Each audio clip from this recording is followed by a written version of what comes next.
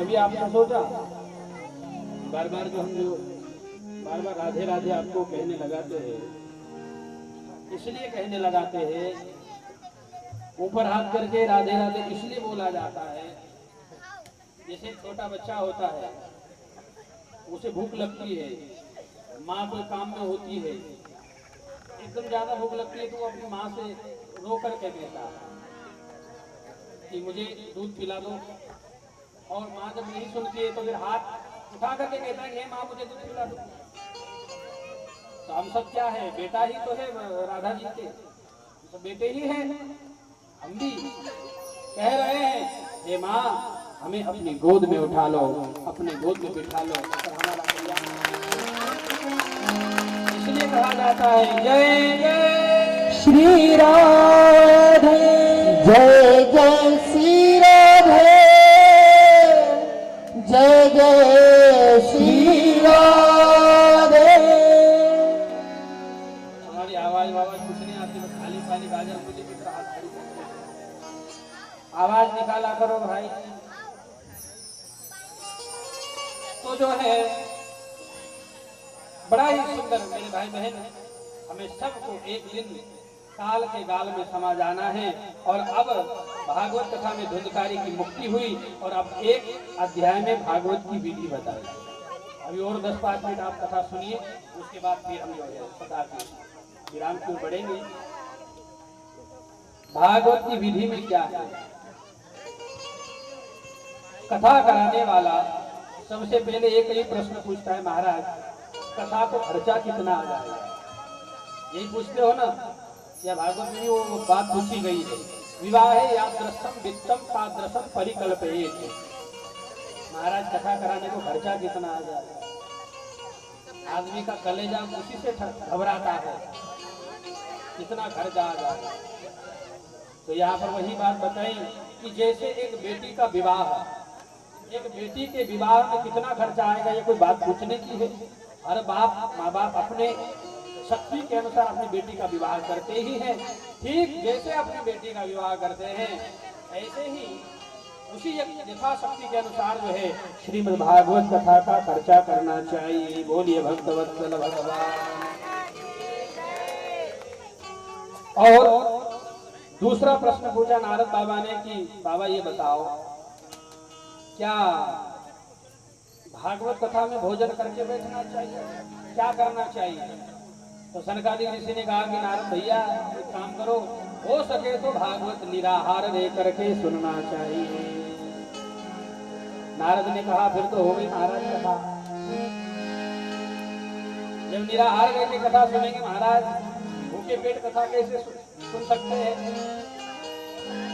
तो सनकादिकों ने कहा तो एक काम करो, फलाहारम फल कर खाकर के कथा सुनो। बोले महाराज उससे भी काम नहीं चले तो बोले पयः पानम, दूध पी करके कथा सुनो। और दूध से भी काम नहीं चले तो घृतः पानम, घी पी जाओ। महाराज तुम पीने की बात कर रहे हो और डॉक्टर लोग चुपड़ने के लिए मना कर रहे हैं, और अब तो असली घी भी कहाँ आ रहा है। तो फिर जब किसी से काम नहीं चलेगा तो एक काम करो, प्रेम से 10 टाइम पेट भर के भोजन करो और फिर कथा सुनो।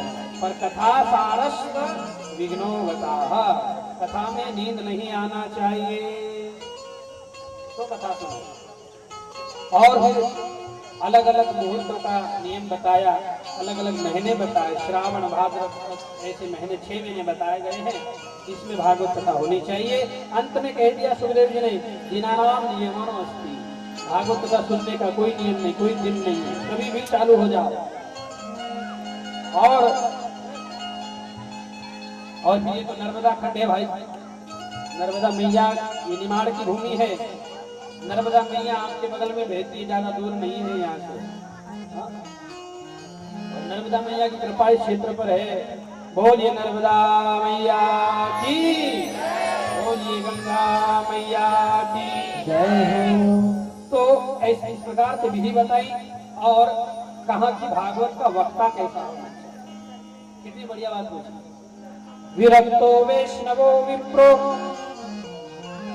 वेद शास्त्र विशुद्ध कृत दृष्टांत कुशलो धीरो वक्ता कालोति निष्क्रियः। भागवत का वक्ता विरक्त होना चाहिए। जैसे तुम्हारी बेटी के लिए तुम वर चुनते हो, हजारों लाखों वर ढूंढते हो, अच्छी बुराई सब ढूंढते हो, उसमें तब जाकर के वर चुनते हो। हजारों लाखों रुपया खर्च किया बेटी के विवाह में, लाखों रुपया खर्च करके बारात को लेकर के आए, पता चला कि दूल्हा ही पागल निकल गया, सारी बारात फीकी पड़ जाएगी। इसलिए जो है दूल्हा अच्छा ढूंढना चाहिए। ऐसे ही भागवत का वक्ता भी विरक्त ढूंढना चाहिए, ये बताया। और उसके बाद में इस क्षेत्र पर जो है बड़ा ही कृपा भगवान की महिमा है, और विधि में बताते हुए अंत में कीर्तन की महिमा बताई कि कथा के अंत में कीर्तन खूब करना चाहिए, खूब जोरदार कीर्तन करना चाहिए। भोजन यदि ज्यादा हो जाए तो क्या करते हम लोग, एक आध हाजमोला की गोली घटक लेना चाहिए। ऐसे ही ज्ञान ज्यादा हो जाए तो कीर्तन की गोली घटक लेनी चाहिए, जिससे ज्ञान हजम हो जाए। बोली भक्तवत्सल भगवान की। अरे सच्चा हृदय से भजन करूंगा, मैया नर्मदा हरी पूजा करूंगा। सच्चा हृदय से भजन करूंगा, मैया नर्मदा हरी पूजा करूंगा। सच्चा हृदय से भजन करूंगा, मैया नर्मदा हरी पूजा करूंगा।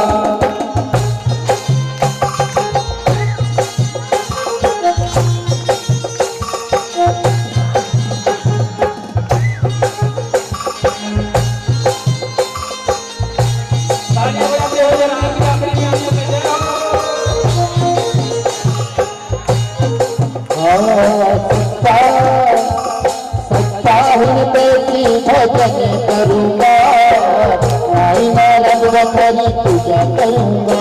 सच्चा हृदय से भजन करूंगा,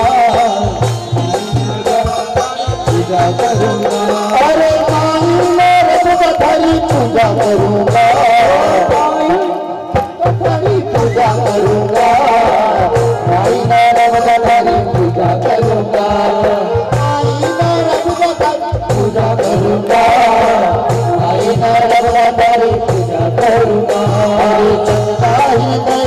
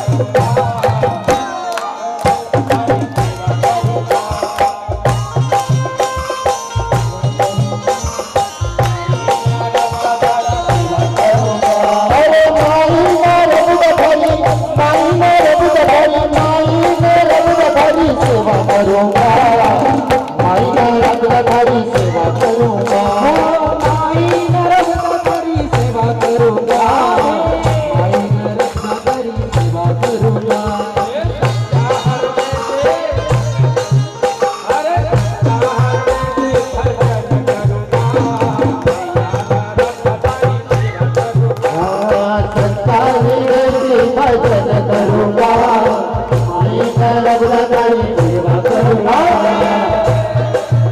अरे गहरी नर्मदा नगर पानी गहरी नर्मदा नगर पानी जीवन घबराई हो मैया पानी बताओ जो जीवन घबराई हो मैया पानी बताओ